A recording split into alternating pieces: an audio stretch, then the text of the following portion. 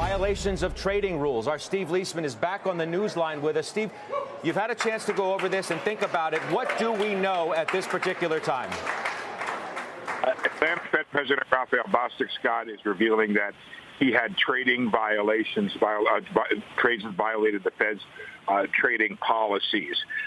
These violations extended during the full 5 years of his presidency, and they were found under the Fed's new review process, which was adopted in February of 2022. The Inspector General now is reviewing these trades. We understand there were 3 violations specifically. He held more than $50,000 in Treasurys. He had extensive trading during the blackout periods and omitted substantial number of transactions from the disclosures. Now, Bostic explanation: he regrets these trades, says they were inadvertent. They were carried out, he said, by third-party financial advisors, not directed by him or his personal financial advisors. He said he did not personally direct the trades that were in violation. The chairman of the Atlanta Federal Reserve Board of Directors, which basically runs the bank, or Bostic serves at their pleasure, said they accepted his explanation and they welcome the review by the Federal Reserve Board Inspector General. Scott. Steve, I'm just going to ask you, frankly, I know they accept the explanation. Should we accept that he had a flawed interpretation of central bank policies? I mean, between the blackout period of 150 trades, the non-disclosure of trades, and then, of course, owning more than $50,000 worth in Treasury securities,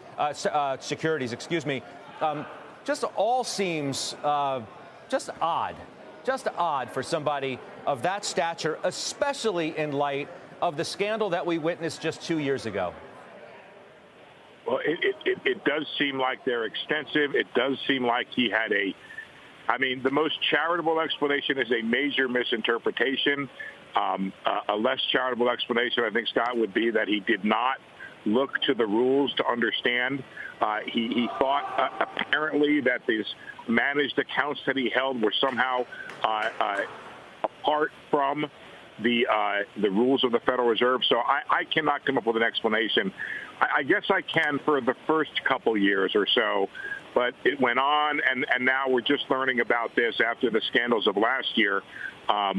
It just seems very difficult to understand, Scott, is all I can tell you. Yeah.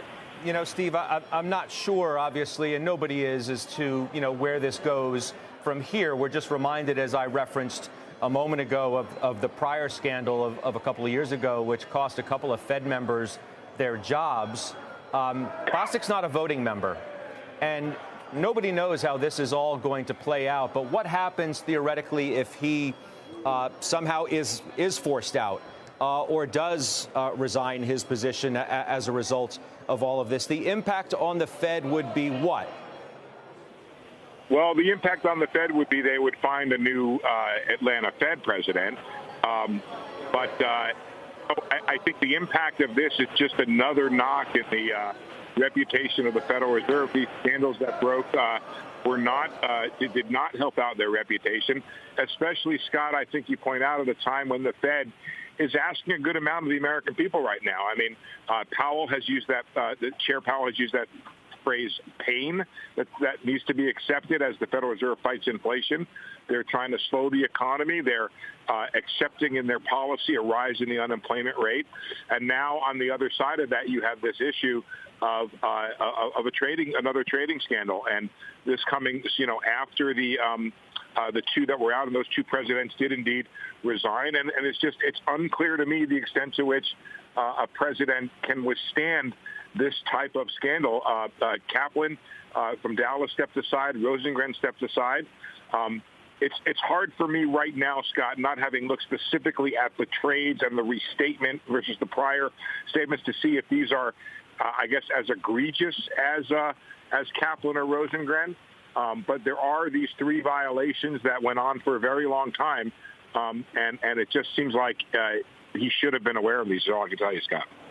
Look, am I jumping to conclusions or making too much of the fact, Steve, that Mr. Bostic held more than, as we said, $50,000 in Treasury securities? Look, I know that there are only so many different types of things that one can invest in, but just merely the idea of somebody who holds such stature with the Federal Reserve and the influence they have on interest rate policy, even owning Treasurys in the first place?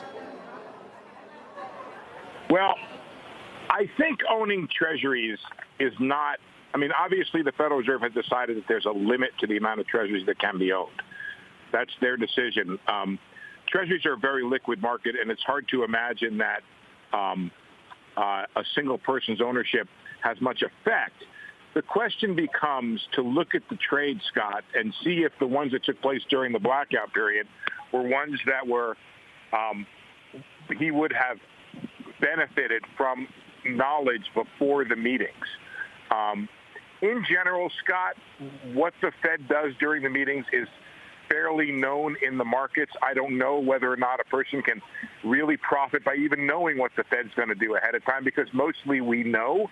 I think you're right, though. The Fed has limited the Treasury holdings of Federal Reserve Bank presidents and other key members of the Federal Reserve. So to the extent that that he held them in violation, it is a puzzling question as to why he was not aware of them. And the idea that he had them in the managed accounts, it just seems like, I don't know, it seems like a poor excuse to me. Yeah, I hear you, Steve. And I so much appreciate you coming to the phone for us here in overtime. That's our Steve Leisman, helping make sense of what is breaking news in there.